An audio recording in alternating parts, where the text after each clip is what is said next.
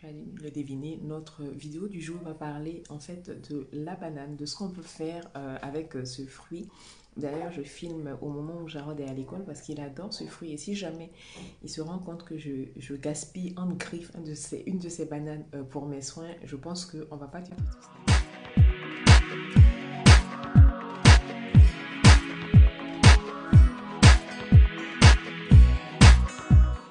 Alors aujourd'hui, comme vous avez pu le deviner en intro, on va parler de la banane. On va faire un nettoyage en 3 étapes avec une banane. Mais si vous arrivez ici pour la première fois, vous êtes chez Antifouet, on parle de soins naturels, de soins coréens. Il faut d'ailleurs que je vous fasse un haul coréen parce qu'il y a longtemps quand même qu'on n'a pas parlé de soins coréens par ici. Et j'y pense.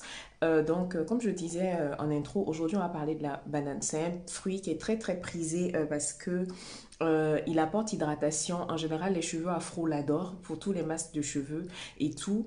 Et moi, aujourd'hui, je vais faire un Alors, pour nettoyage. la recette du jour, on va avoir besoin de bananes écrasées. Donc, je réalise ça préalablement avant de commencer mes différentes préparations. Donc, en étape 1, on va se nettoyer la peau. Pour ce faire, j'ai utilisé 2 cuillères à café de pulpe de banane écrasée. On va y ajouter de la vitamine E, 2 gouttes, et une cuillère à café de mon miel au gingembre.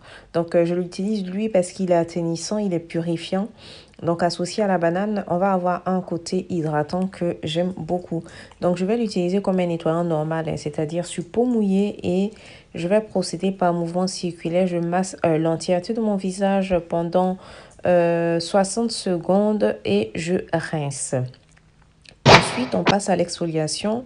J'ai voulu tester le nettoyage au sel. Donc, je vous ai mis les propriétés du sel, hein. Vous allez voir que c'est très, très bien pour détoxifier la peau, pour l'hydrater grâce à sa teneur en minéraux.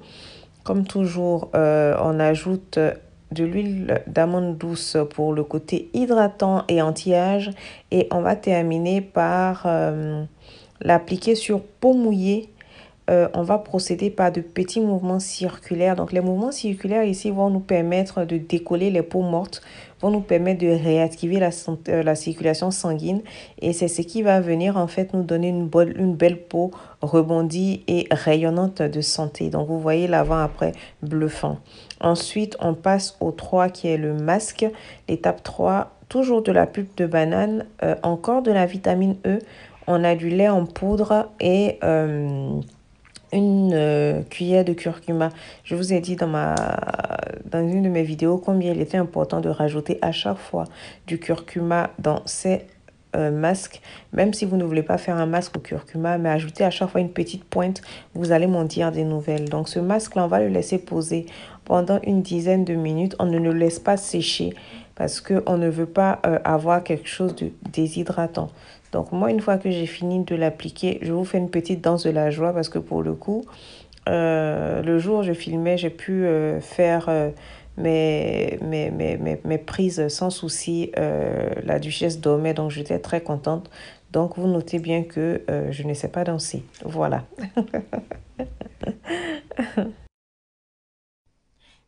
Comme vous avez pu le voir, c'est vraiment des recettes très simples, très accessibles. Encore une fois, l'ingrédient principal est important, mais il faut choisir les bonnes associations.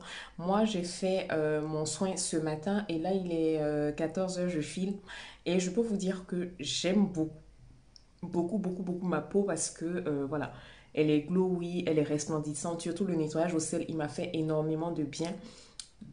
Voilà, n'hésitez pas à me dire en commentaire si vous aimez ce format de vidéo là, si ça vous a plu, si vous voulez voir encore d'autres ingrédients en action, n'hésitez pas à me faire la suggestion en commentaire tout simplement. Et puis n'hésitez pas à partager parce que c'est des vidéos rapides qui peuvent servir à d'autres personnes.